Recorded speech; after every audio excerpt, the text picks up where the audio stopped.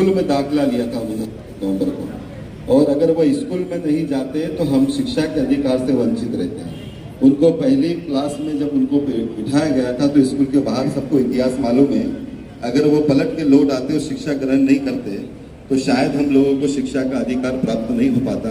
तो आने वाली पीढ़ी विद्यार्थी दिवस के रूप में पूरे महाराष्ट्र में कार्यक्रम को मनाया जाता है, लेकिन अंबेडकर जी की जन्मभूमि के माध्यम से हम इसको पूरे देश भर में कार्यक्रम को कर रहे हैं।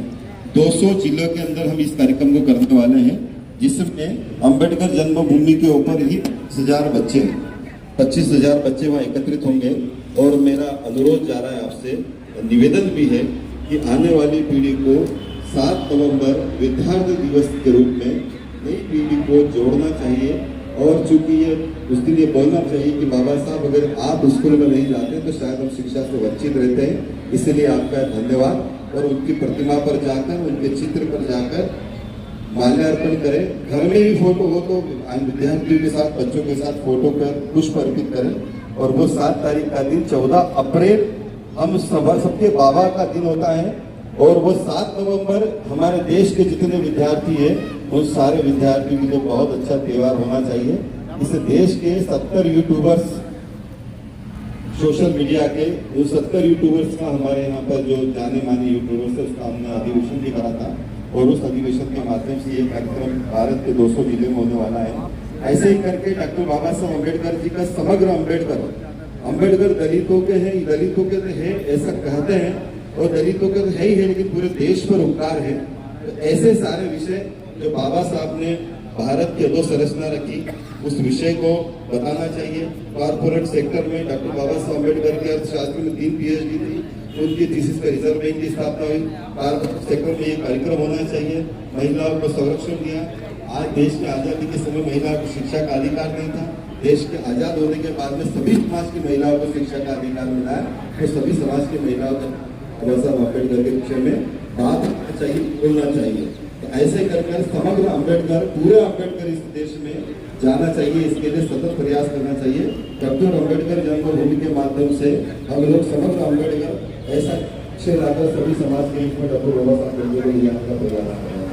साथ ही साथ हमने 1000 बच्चों को अडॉप्ट किया है, जिसमें हम लोग नया नेतृत्व समाज को कैसा मिले, ऐसा नेतृत्व देने का काम, नेतृत्व घड़ने का काम डॉक्टर बाबा साहब अम्बेडकर जी के पिताजी रामजी सरकार और भीमाई।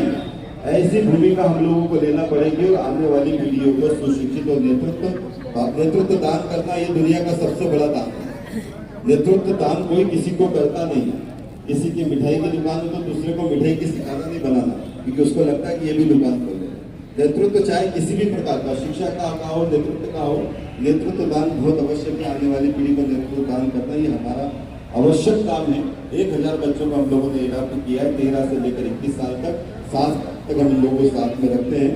और आने वाला 13, 14, 15, 16, 17 साल की उम्र में विधायिका, कार्यपालिका, न्यायपालिका और सारे विषय में निपुण होना चाहिए बच्चे। नया नेतृत्व समाज को मिलना चाहिए। इसको लेकर हम लोग प्रयास कर रहे हैं। आज संकल्प भूमि पर आप लोगों का अभिवादन, और आप 14 अप्रैल के मेरा या जन्मभूमि पर आप जब भी आए, मेरा नाम राजेश वानखेड़े है। वहाँ 3.5 एकड़ जमीन हम लोगों ने सरकार से ली।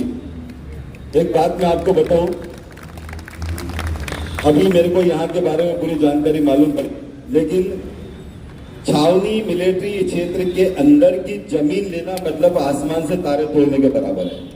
वहां पर बनते धर्मशील जी ने भंडारा से आकर 1970 में वो जगह पता करी कि जहां बाबा साहब का जन्म हुआ, वो जगह को प्राप्त करी। और दूसरी बार हम लोगों ने, आप लोग जब भी आएंगे वहां रुकने ठहरने के लिए हम लोगों ने सेना की जो जगह थी, माननीय मुख्यमंत्री जी से हमने कहा है कि आपने जो सेना की जगह है किसी एक सरकारी डिपार्टमेंट को दे रखी, वो जमीन हमको दो।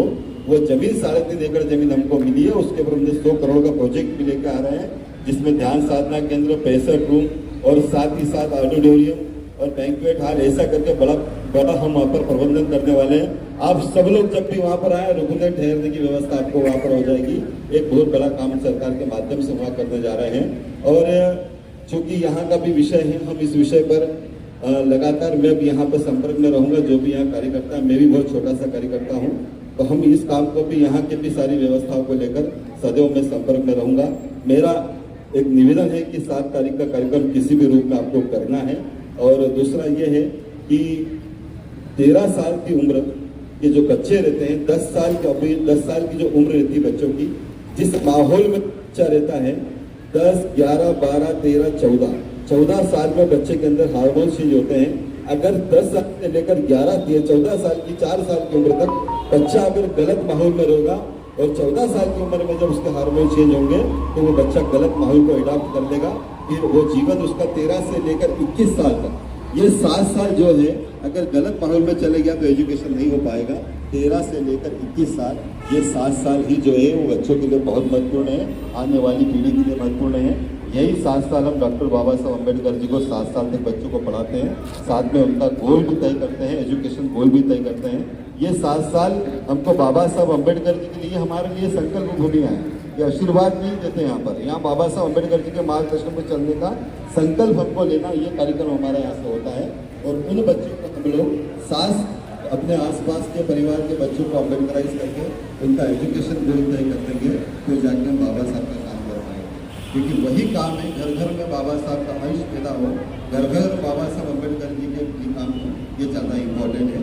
आप सब लोगों ने धैर्यता से सुना, मुझे बहुत बहुत धन्यवाद। जब भी आप अम्बेडकर जन्मभूमि पर आए, आप जरूर आइए, आप मेहमान बनकर आइए। खाने पीने रुकने का सारा प्रबंधन अम्बेडकर जन्मभूमि के माध्यम से होगा।